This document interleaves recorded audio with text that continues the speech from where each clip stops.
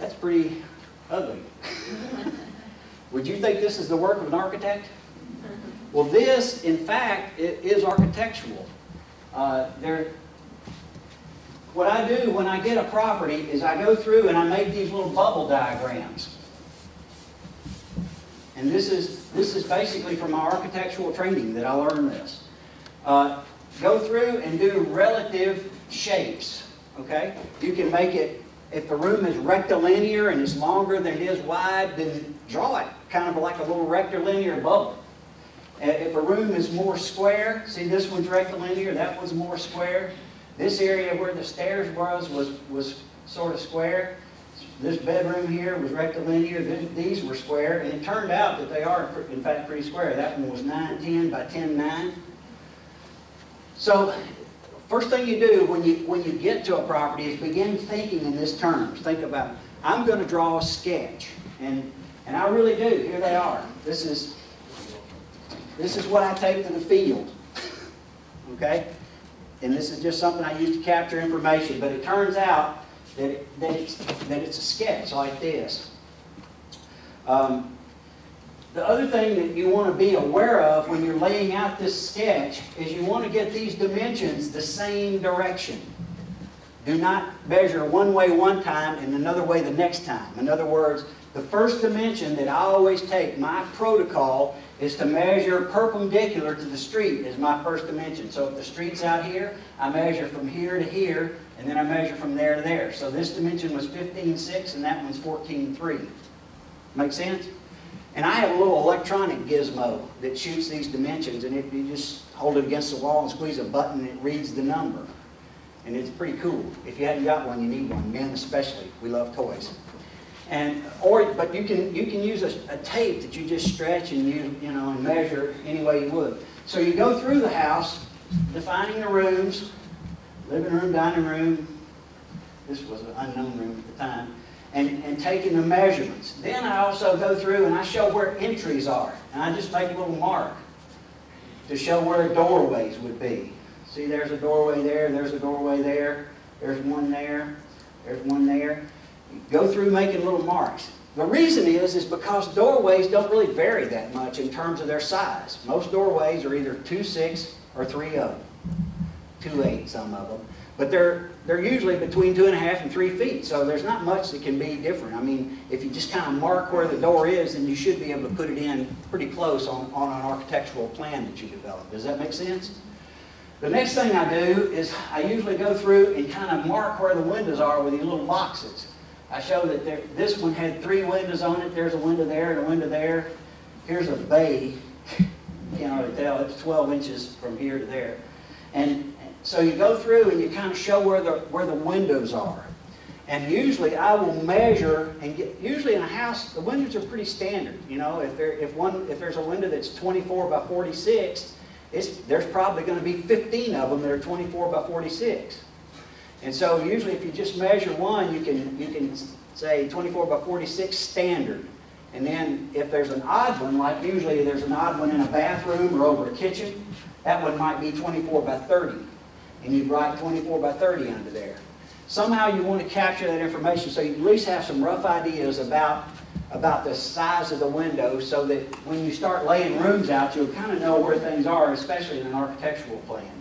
Some little spaces, like little closets, I can't write in, so I just draw a little leader line and say that room was 2.6 by 4.4. Does that make sense?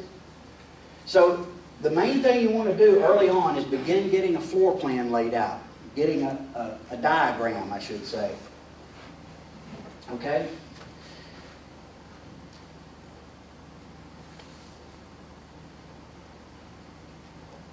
So you outline the room sizes,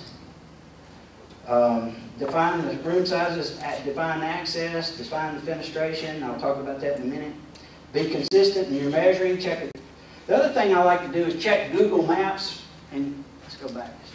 I like to go to Google Maps. Are you familiar with this? You go to Google Maps and they have that street view. You familiar with that? You can take that little person and drag them down and put them on the street, and then you can walk down the street looking around. It's great. I mean, why? Because you begin to see what's going on around that property. You can see what the property looks like next to the property. Is it some sort of Victorian in a room in an area that's full of contemporary houses? You know, those kinds of things you can discover before you even go to the property. And sometimes I do that to just see, you know. If they call and say, hey, I got this property over here, would you be interested? Yeah, I'll look at it, and then I'll go to Google Maps and pull it down, and I'll walk down the street with Google Maps. The other thing I like to do is go to MSN, go to Bing. And they have a little different take on aerial views. It's called a bird's eye view. And it's at an angle up high, and you're looking down on it, and you can go completely around the property from altitude. And the really cool thing about that is you can see things on the grounds that you may not even be able to see standing on the property. I mean, there may be a big grove of trees, a big hedgerow, and you think, you know, that's the end of the property when you're standing on it. And come to find out, you look on the tax plan or something, and you see the property goes way on back. There was a whole other piece of land back there that was cut off by this barrier that you didn't see before. But with with Bing Bird's Eye, you can go all the way around and see that kind of stuff. You can see the stuff in the neighbor's backyard.